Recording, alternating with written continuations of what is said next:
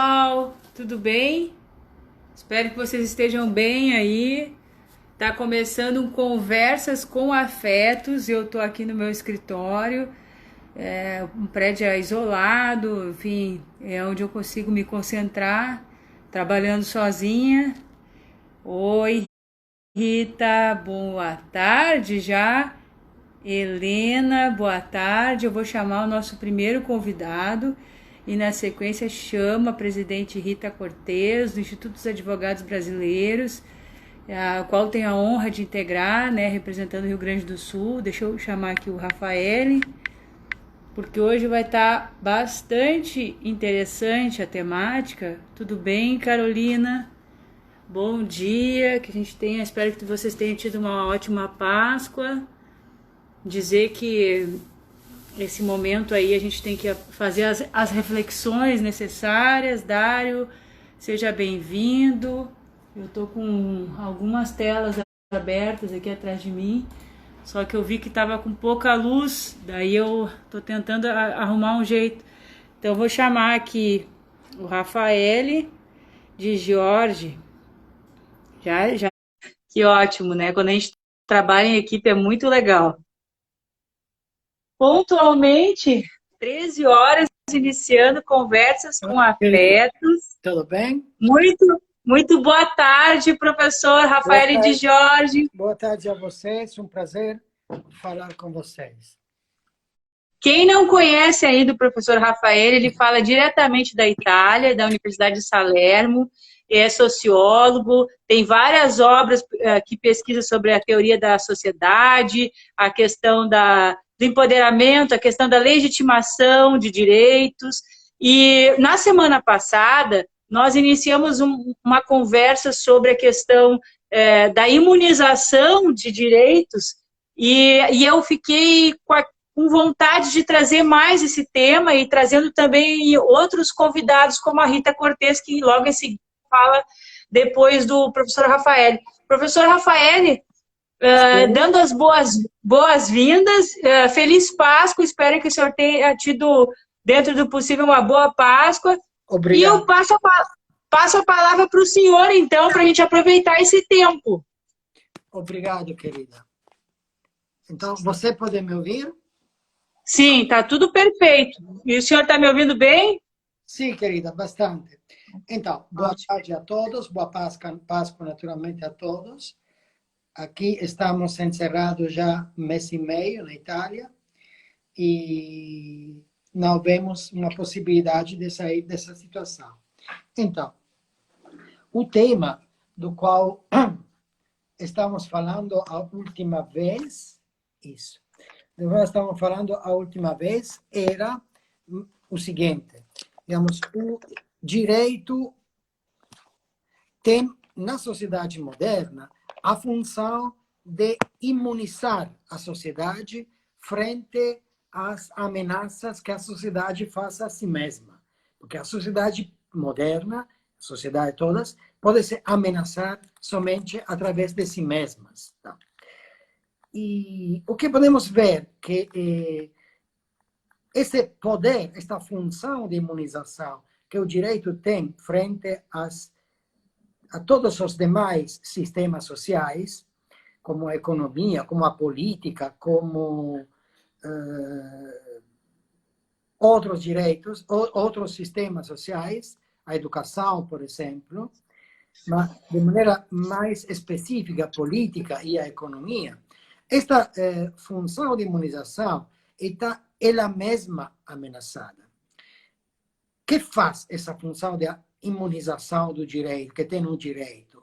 Então, sendo que nessa sociedade, todos estamos incluídos em qualquer dos sistemas sociais, todos podemos agir na economia, podemos agir na política, podemos agir em qualquer sistema social.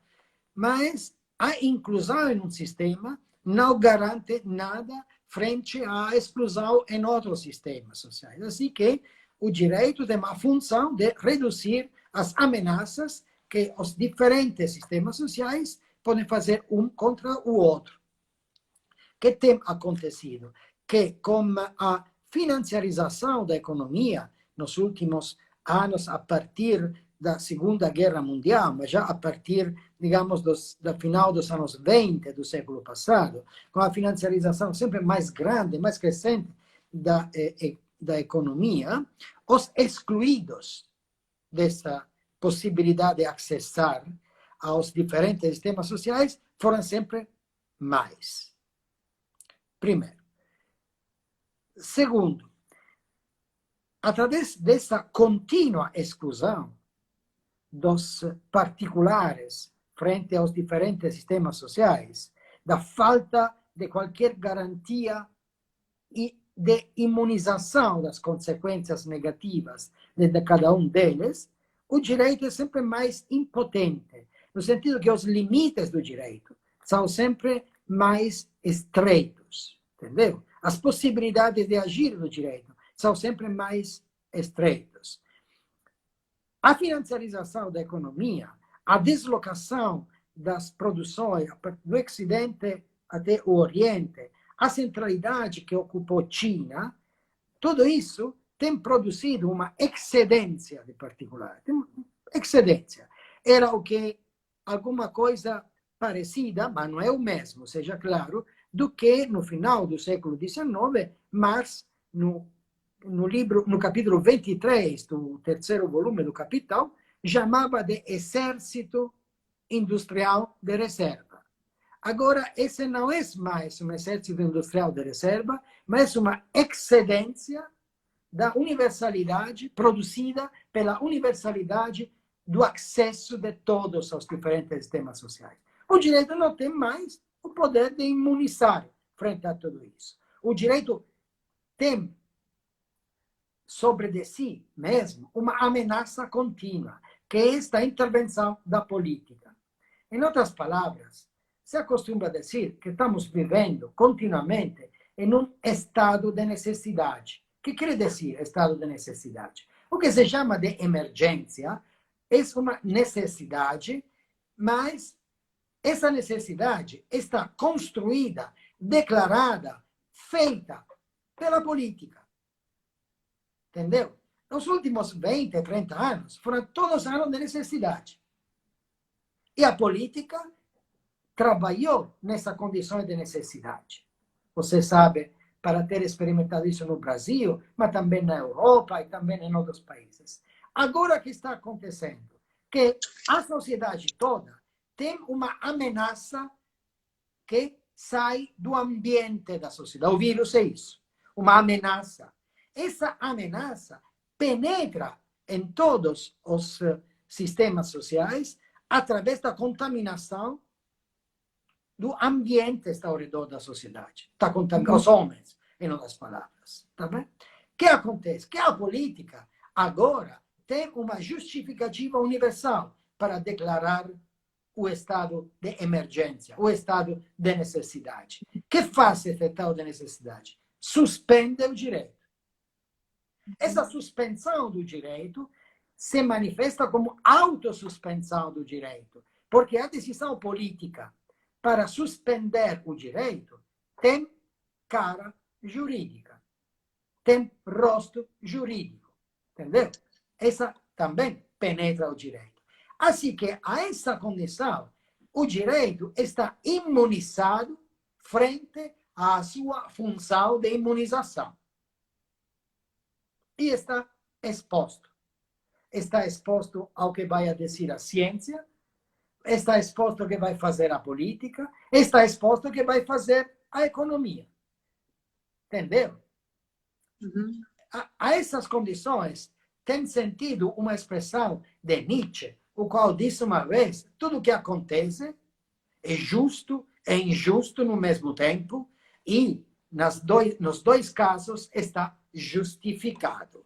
O vírus é a justificação pela suspensão política e jurídica do direito, esse quer dizer pela suspensão da função imunizatória do direito. Mas não temos seguridades, nada. Por quê? A ciência, frente a essa condição, pode dizer muito pouco. As assim chamadas medidas para conter a difusão do vírus são as mesmas que foram tomadas no 1918 frente à espanhola. As mesmas. Se você lê as ordens que faziam os municípios, as cidades, são iguais às ordens que faz a política agora, naturalmente. Entendeu? A ciência, em outras palavras, está aberta ao não saber. Bem, frente a essa condição de não saber, temos algo que nós já sabemos. E que sabemos?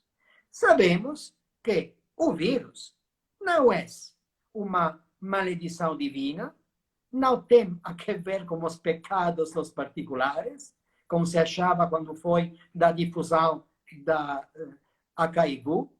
Você lembra? Nos anos 80, era uma punição divina, etc.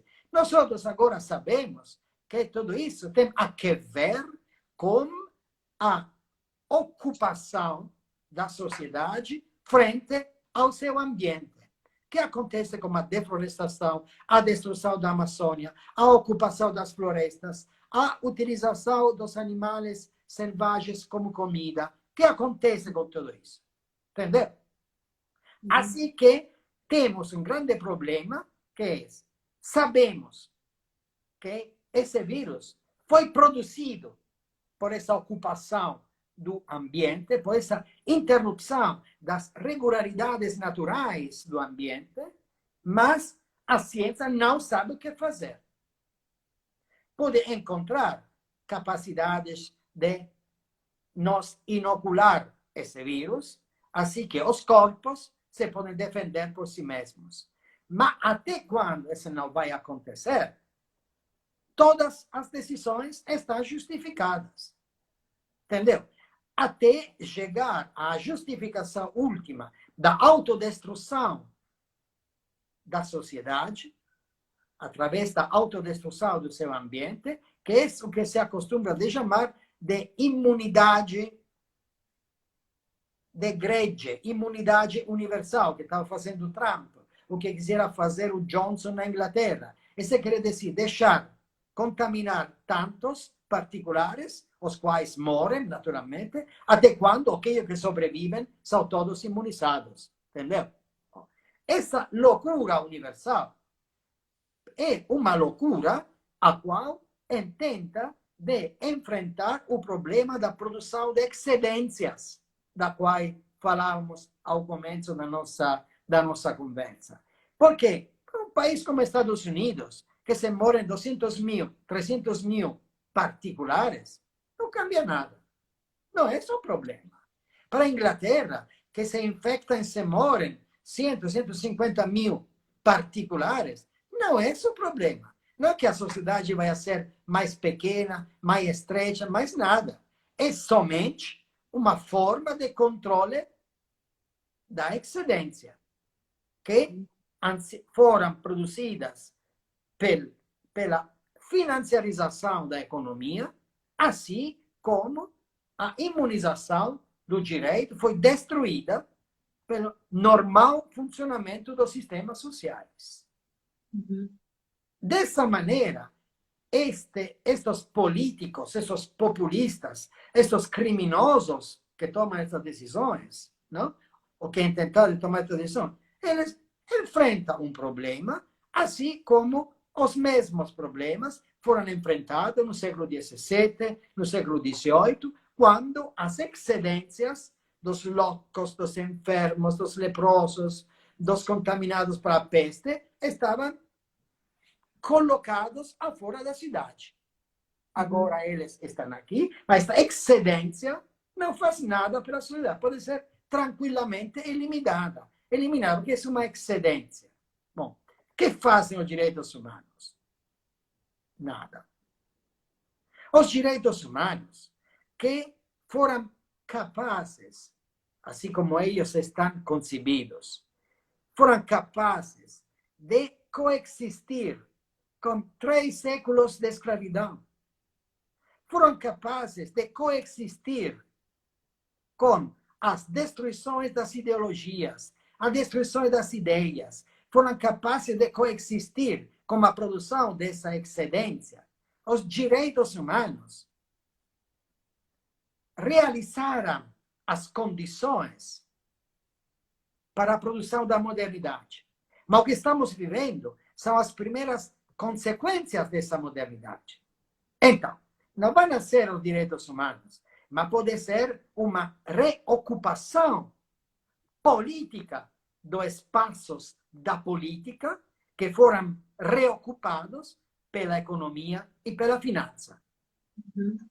Se estes espaços podem ser reocupados politicamente, e se temos vamos a chegar a um nível de uma política a qual considera as excedências não como excedências, mas como particulares como todos os demais, se vamos chegar a uma política a qual enfrenta politicamente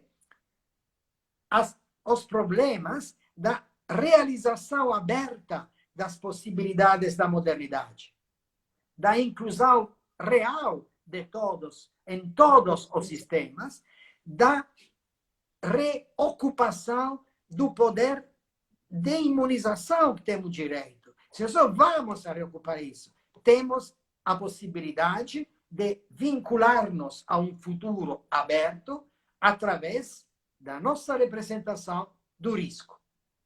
Entendeu? Que é a única possibilidade que temos.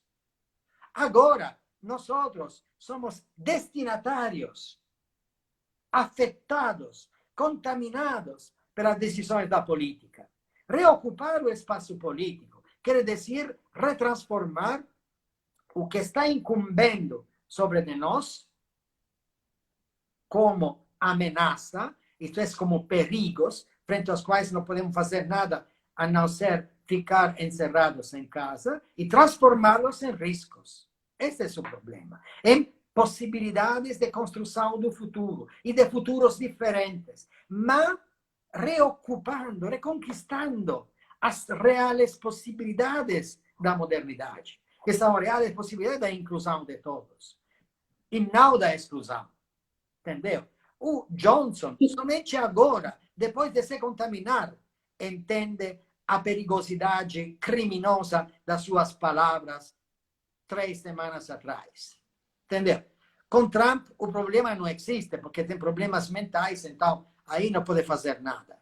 Não? Mas aí tem problemas da contenção das ameaças psíquicas que ele constitui através da ciência e da economia e da finança dos Estados Unidos, que tem uma grande lucidez, como podia dizer Saramago.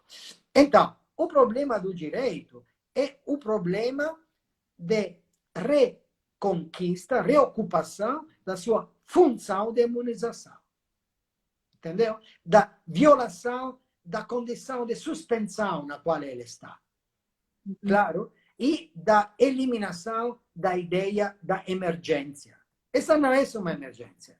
É uma normalidade produzida através das intervenções que foram sempre justificadas como normais. Elas eram emergenciais, porque elas eram loucura, violência, ameaça, perigo, destruição. Estas elas. O que estamos vivendo, essa é a normalidade. Então, frente a essa normalidade, vamos a ter naturalmente, claro, outro futuro. O problema é... Eu quero ver se o senhor pode, agora com essa introdução que o senhor fez, o senhor pode permanecer conectado para a gente ouvir a presidente do Instituto dos Advogados Brasileiros, Rita, e daí o senhor volta na sequência? Tá bem. Pode ser? Sim. Tá, então tá, só para a gente poder otimizar o tempo. Sim. E aproveitar. Enquanto o senhor falava, eu estava fazendo as anotações aqui, viu, professor? Sim. Estou prestando atenção. Já passo a palavra para o professor. Vou chamar a Rita Cortez, que é presidente do Instituto dos Advogados Brasileiros Nacional, uma entidade de 1843, que eu tenho a grande satisfação de representar no Rio Grande do Sul. Já estou chamando. Feliz Páscoa de novo, porque eu já tinha dado, e obrigada por estar aqui de novo. Para mim é uma grande satisfação, Rita. Boa tarde. A satisfação é toda minha, Carmela. Você sabe que eu não poderia deixar de estar participando, né, da nossa conversa hoje, né, no início da tarde. Espero que todos que estejam nos ouvindo e assistindo, aliás, ouvindo não, assistindo, estejam bem de saúde. Enfim, né, eu espero que... Porque eu não consigo, eu não travei.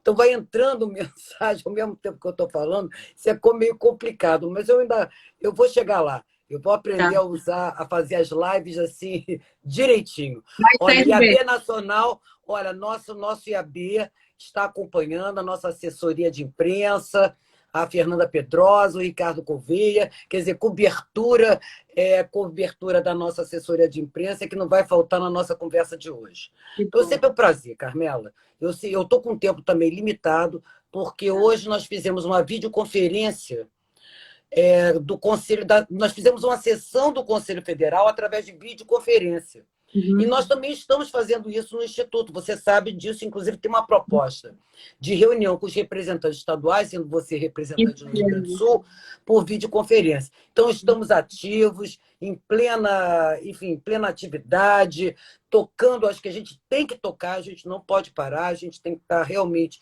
realizando, fazendo, né, e nos ocupando, né, de forma positiva. Então, essa é uma mensagem que nós estamos passando, o Instituto, não só eu, como presidente do Instituto, mas também os demais diretores. Mas vamos ao nosso tema, né, Carmela? Que, aliás, é um tema instigante, está na ordem do dia. Tu Que seria chegou a conseguir ouvir um pouquinho do que o professor de Jorge falou? Não sei se tu chegou. Não, eu peguei toda a fala dele. Eu só tenho uma preocupação que quando nós jogamos a análise de determinados temas ou a situação, né, ou do ponto de vista filosófico ou do ponto de vista político, que a gente tem assim, uma certa restrição de não observar a política naquele sentido aristotélico, né? Enfim, né? Não é eu tenho muito temor, né, até pelos fatos recentes aqui no Brasil, de que a política seja demonizada. Né? Tudo que você fala em política, as pessoas já acham que nós estamos falando, né, da má condução, da má conduta de determinadas pessoas que exercem a representação formal da nossa sociedade. E não é o caso. Nós não estamos falando do Congresso Nacional, não estamos falando da Câmara, não estamos falando do Senado, não estamos falando de deputados, vereadores, enfim, todos aqueles que exercem a representação política da sociedade. Né? Nós estamos falando em política e eu acho que hoje a questão do coronavírus, né, e as suas repercussões também têm sido analisadas do ponto de vista político, quer dizer, falo em politização, né, enfim, do vírus, né, da propagação do vírus, mas eu acho que não é isso. Eu acho que a gente tem que ter consciência de que, sim, tem repercussão na política, sim, né? Nós vamos ter pensamentos diferentes, nós estamos hoje até com atitudes, até eu vou já começar a entrar um pouco no nosso tema, algumas atitudes meio oportunistas. Eu acabei de falar isso, inclusive, nessa sessão do Conselho Federal, em videoconferência, que é nós não abrirmos espaços diante de tantas medidas e o volume de medidas e decretos. Eu acho que eu estou pegando um pouquinho também da fala, né, da nossa conversa anterior, Carmela, que foi a gente não abrir espaço para vocações autoritárias. Né? Tudo se justificar com base na emergência. Com base na emergência, vale tudo. Não é bem assim. Né? Hoje, eu tive lendo atentamente até por uma sugestão da nossa Comissão de Direito e Trabalho, acho que você também deve ter recebido isso, que é um texto que foi produzido pelo ministro Gilmar Mendes, falando sobre a hermenêutica da Constituição nesse tempo é uma abertura hermenêutica da jurisdição constitucional nesse momento de crise. Quer dizer, então já se pensa em flexibilizar, né, uma análise, uma interpretação não só modificar o pensamento constitucional, mas também fazer uma análise, uma interpretação da Constituição, tendo como objetivo que a gente tem que fazer frente a esse momento de emergência e esse momento de crise. Eu acho que nem tanto ao mar, nem tanto à terra. Nós estamos realmente numa situação excepcional, mas por conta dessa situação excepcional, a gente não pode estar tentando justificar tudo, enfim, de uma forma, acho que vazia, de uma forma, inclusive, a ferir direitos e garantias fundamentais previstos na Constituição.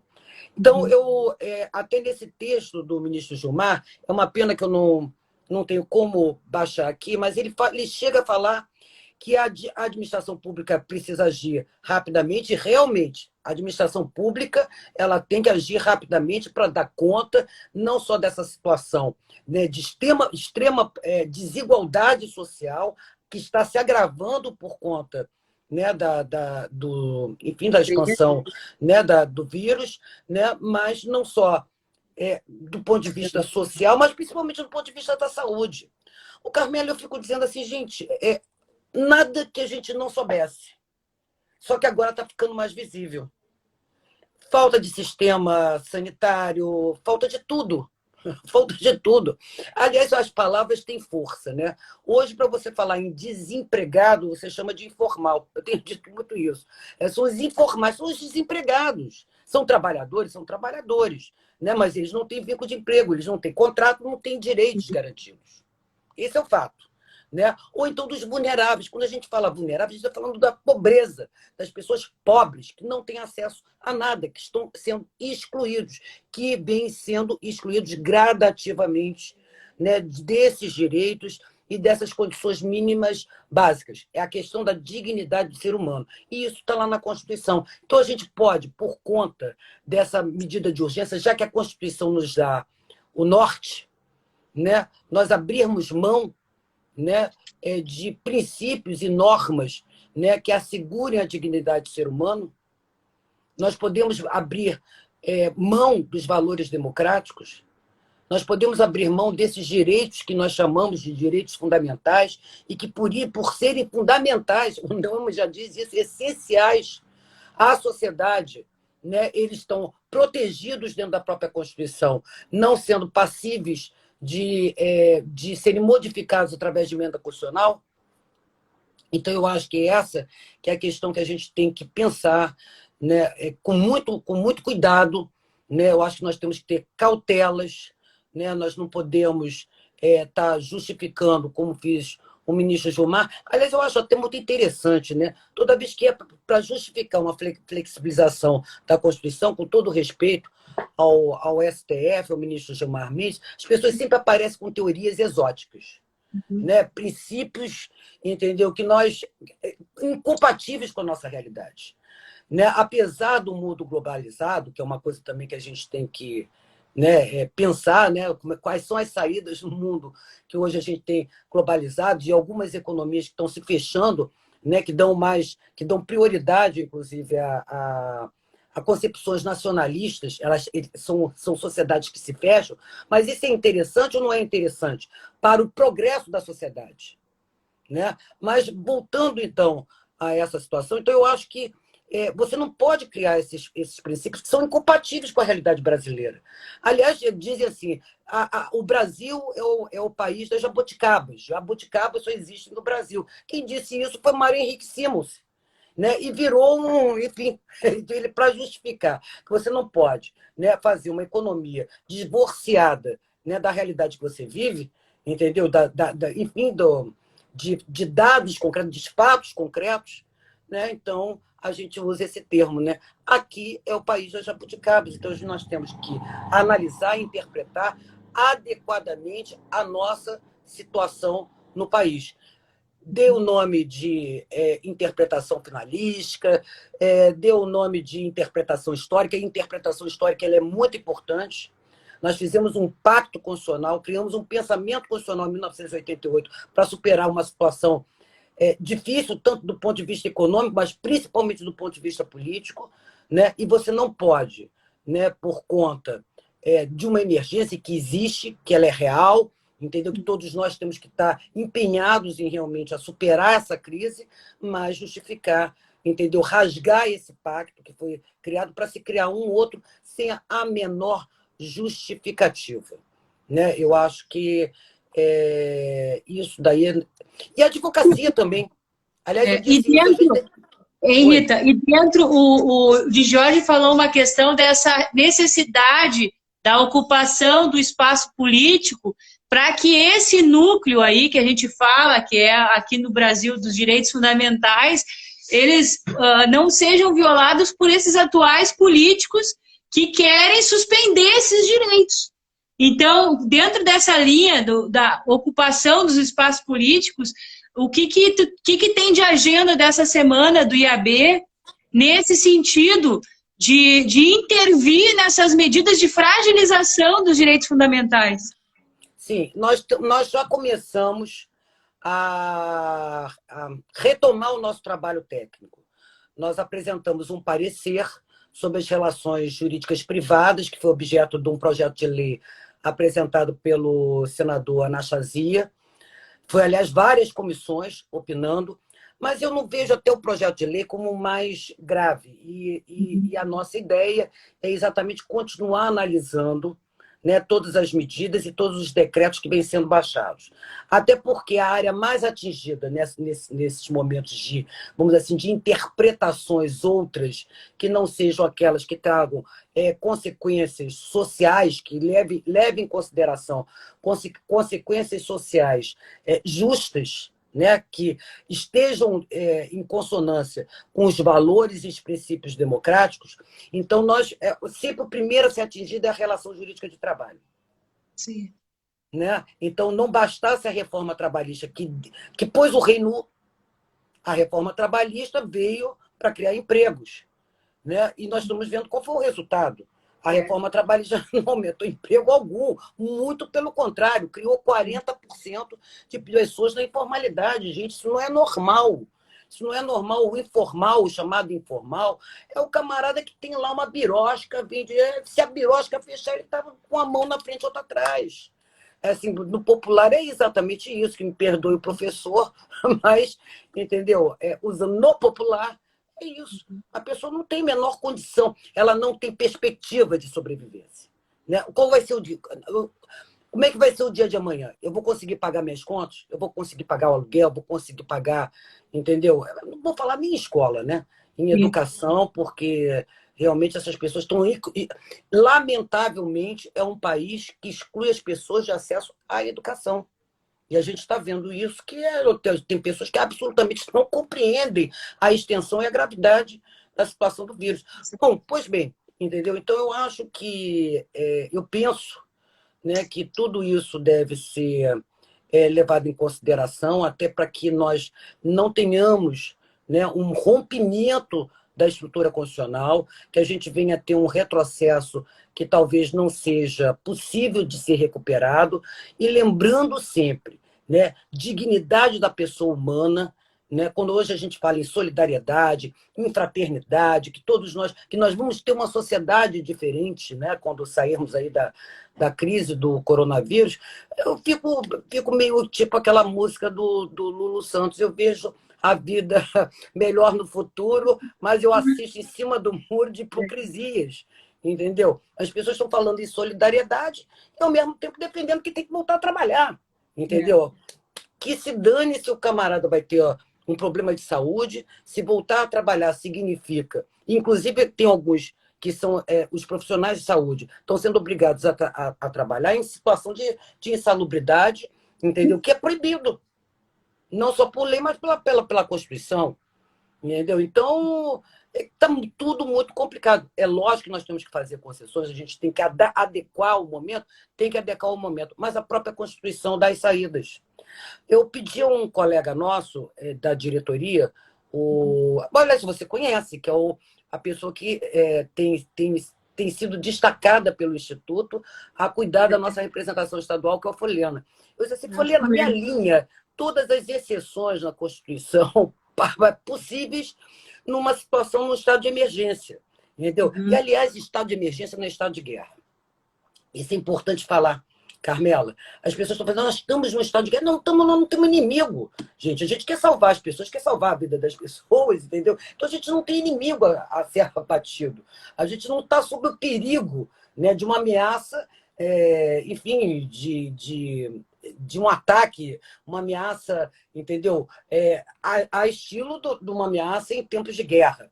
Né? Nós estamos hoje com outro objetivo. Então, na política de guerra, né, algumas coisas até podem se justificar, né, mas não no estado emergencial. Nós temos que adequar a advocacia também. Aliás, é uma coisa muito interessante, que a gente falando em direitos e princípios fundamentais, mas saindo, escapando um pouquinho fora do tema, mas eu acho que o mesmo raciocínio vale para a advocacia. Muita gente está dizendo assim, vamos retomar não vamos retomar os prazos agora, porque isso é muito complicado, etc, etc. Não vamos aceitar fazer sessões virtuais nos tribunais. Eu só acho o seguinte, tudo é válido. Eu acho que existem tribunais e tribunais, entendeu? Existem a advocacia totalmente plural, né? Existem advogados extremamente pobres, né? Que financeiramente são, vamos dizer assim, não são atendidos, né? Minimamente nas suas expectativas de desenvolvimento de atividade profissional. Então, tudo assim, enfim, é desigual. É desigual. Então, você não pode tratar igualmente o que é desigual. Sim. Né? Então, eu acho que nós temos que ter também o cuidado de não permitir, né, que impactos, por exemplo, da tecnologia venham como exceção hoje, uma coisa que nós temos que pensar muito para evoluir de forma segura, de forma a não, vamos dizer assim, a não abalar mais ainda uma advocacia que já está fragilizada hoje, Sim. né? Principalmente a advocacia trabalhista e a advocacia penal, acho que têm sido duramente atingidas. Então, a gente já tem uma advocacia extremamente abalada por toda uma situação anterior ao coronavírus, entendeu? E agora a gente não pode permitir, entendeu, que os impactos de tecnologia, que a gente já vem discutindo há muito tempo, né? Trabalho através de plataformas, enfim, são coisas a serem estudadas, são coisas a serem pensadas, e não que a gente adote, crie da exceção uma regra. Eu acho que o grande Então, perigo é isso. eu quero ver se agora me diz uma coisa de tempo. O professor Jorge pode voltar para complementar a tua fala. Claro, Eu claro, vou passar querida. para ele já Eu, aqui, para a gente poder aproveitar. Estou fazendo rápido aqui porque eu sei que ela tem compromisso, Rita. Cortei, mas não fica brava comigo. Agora tu já volta, o professor de Jorge, vamos ver se ele está aqui. Vamos, só um minutinho, que eu chamei o de Jorge, Rafael. Vamos lá, Rafael de Jorge. Vamos ver se ele está aqui ou se ele já teve que sair. Senão eu volto para ela. Vamos ver aqui. Não, peraí que eu não tô achando. Vamos ver. Vamos ver onde é que tá o Rafael aqui. De Jorge, vamos ver. Tá, vamos chamar ele aqui para ele dar um encerramento aqui, ver se ele consegue dar, se ele conseguiu acompanhar a conclusão da presidente do Instituto dos Advogados Brasileiros, mas pelo que eu estou vendo, a gente está com uma dificuldade com ele aqui. Tá? Então, assim, eu vou tentar só mais uma vez e peço só a compreensão de vocês se vai funcionar. Se não funcionar, daí nós retomamos com a Rita e já passamos para o professor Diego de Paiva Vasconcelos, que está em Rondônia, professor da Universidade Federal de lá, na área do direito constitucional. Como ele não atendeu, porque deve ter dado algum problema de conexão, deixa eu ver se é ele que entrou ali no canal, nós vamos voltar com a presidente, então, Rita Cortes, do IAB, e eu vou chamar ela aqui porque eu acho que ele teve um problema de conexão. Então, vamos lá, Rita. Vamos. Cortei, mas eu voltei. Vamos ver se vai aí. Se foi o convite, Rita. Vamos ver se foi o convite. Vamos ver. Vocês estão ouvindo bem? Podem me dar um retorno se está tudo bem aí a conexão, se está tendo algum problema, para eu poder também ficar mais tranquila dessa nossa conversa. Alguém gostaria de fazer uma pergunta enquanto isso? Vou chamar a Rita aqui. Vamos ver se a Rita atende. Tá, então, Rita, estou te chamando, tu tem que aceitar aí a solicitação. Dá uma olhadinha se você já recebeu a solicitação para entrar na nossa conversa. Tu pode solicitar, porque eu não estou conseguindo ver aqui a tua solicitação. Deixa eu ver. Tá. Ah, o professor de Jorge voltou aqui, ó. Professor de Jorge. Tá. Ele voltou aqui, tá? Mas só para verificar a conclusão e eu repasso. Professor de Jorge, Sim, o senhor conseguiu acompanhar a fala da Rita? eu acompanhei a fala da doutora até... E queria te passar a palavra para poder dar uma conexão com ela, né? Querida, eu posso dizer 5 minutos. algumas considerações até o ponto no qual eu tive a possibilidade de ouvir, naturalmente, porque de repente caiu a conexão, então não sei.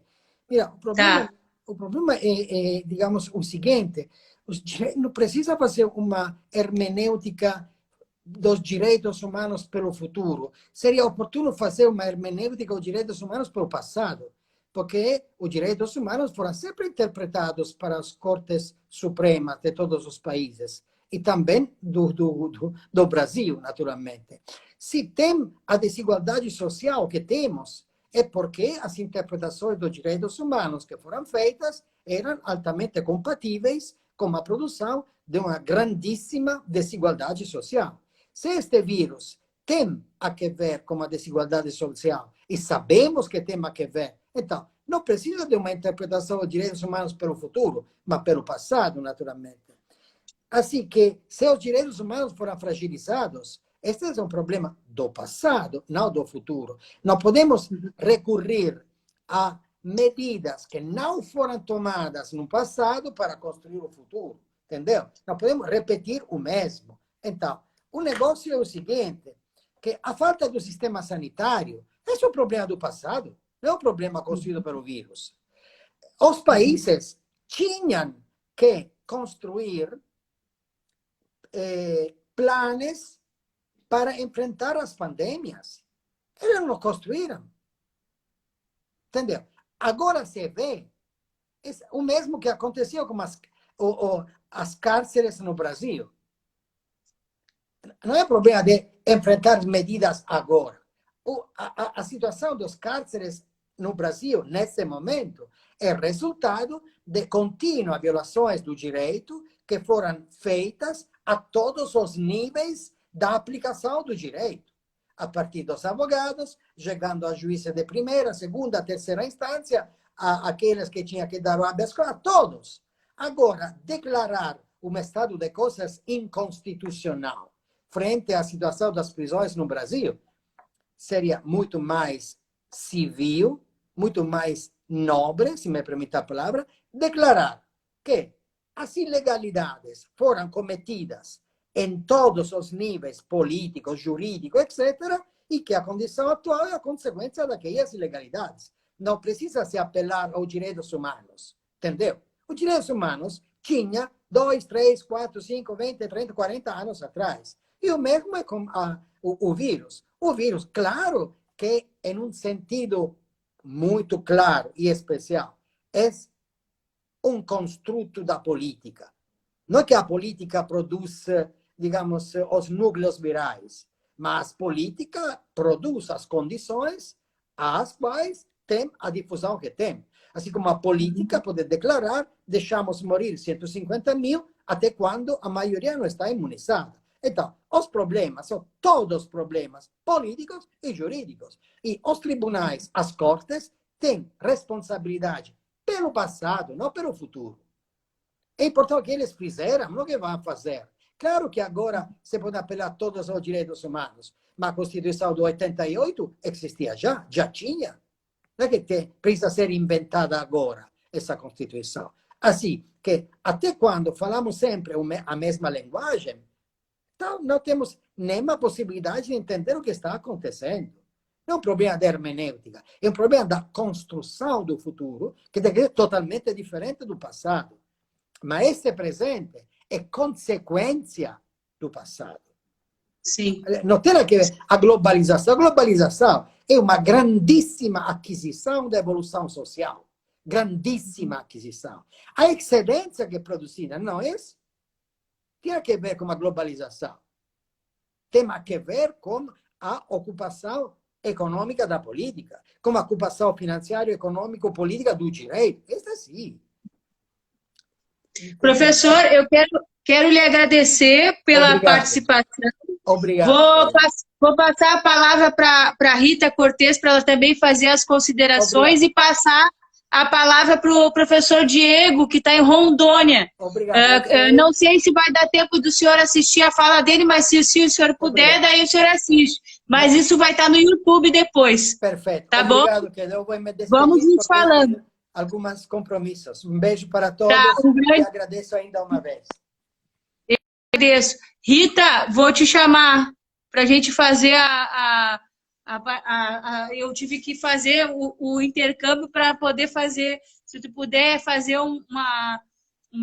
enfim, né? Eu acabei tirando a tua palavra, agora eu tô voltando, tenho 5 minutos para a gente falar. Para te falar. Eu vou me despedir, né? Acho que esse é um tema que rende, eu acho que você tem que voltar a ele, Carmela. Né? Gostei muito de conhecer o professor, respeito a opinião dele, podemos até afinar em alguns aspectos e outros não, né? Eu acho que não é bem assim, eu acho que talvez eu tenha sido interpretada, falando em hermenêutica, talvez eu tenha sido uma interpretada, mas não foi... Eu acho que só foi a parte do... Eu acho que ele viu até o futuro, mas eu acho que vocês estão na mesma linha de pensamento, só que ele só ouviu tu falar até o futuro. Porque eu acho que tem um problema de conexão.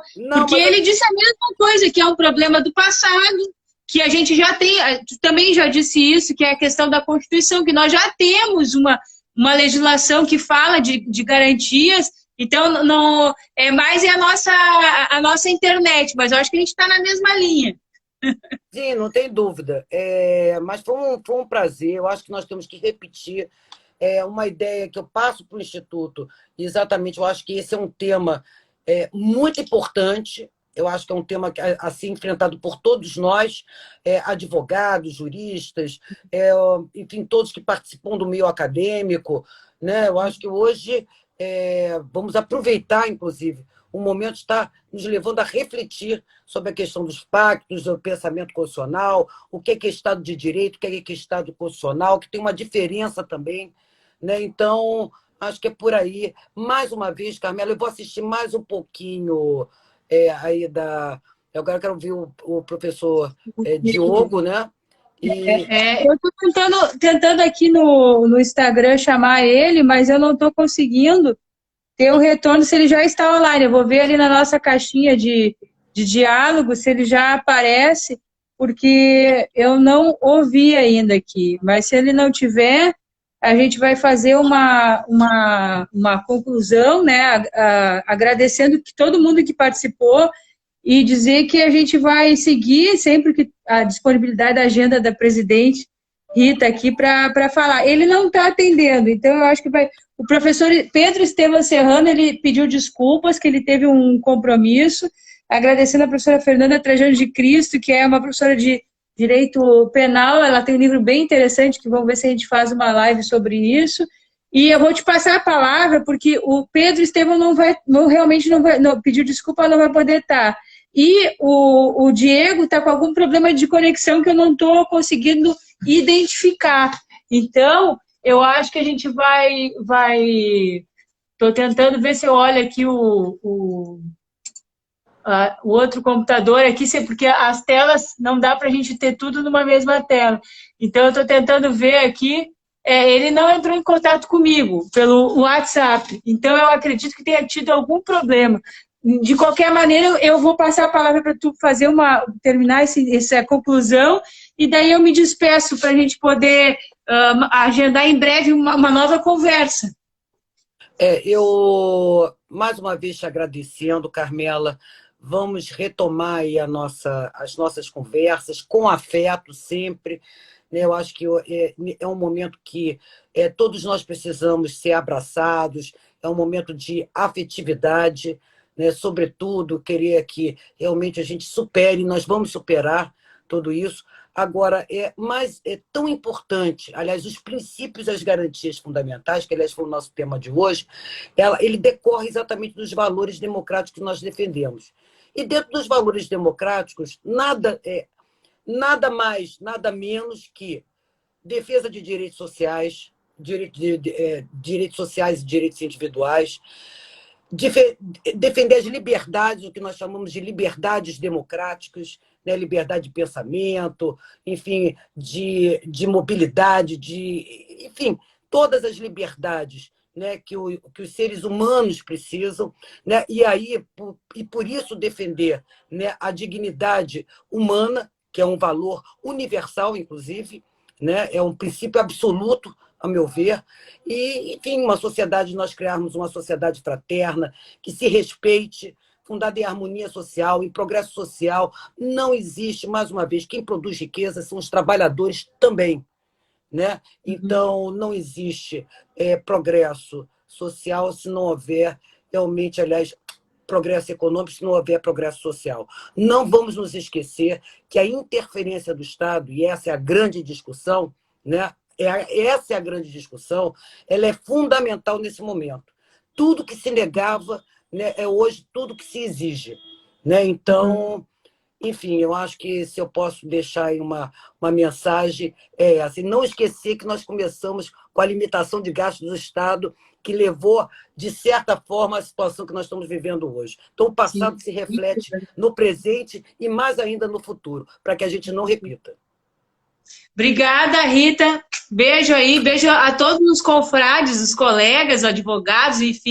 E nós voltamos amanhã, então, para conversar com mais afetos. André Moraes, a gente tem que fazer uma live, a gente conversou hoje sobre dignidade humana, e recebi um professor da Universidade de Salerno, na Itália, que é o Rafael de Jorge, e a presidente do Instituto dos Advogados Brasileiros, que é a instituição nas Américas, aqui mais antiga, uma das mais antigas, de 1843, a qual eu tenho a responsabilidade de representar aqui no Rio Grande do Sul, agradecendo todos vocês por estarem aqui. Se possível, sigam os perfis aí da Rita Cortez, do Instituto dos Advogados Brasileiros, que é o IAB, o meu perfil, o perfil do professor Diego de Paiva de Vasconcelos, falei certo. E eu vou botar a programação de amanhã logo, logo aqui no meu Instagram, tá? Porque não lembro de cabeça que é muita gente, tá? Um grande beijo, abraço, obrigada pela audiência de vocês. Até logo.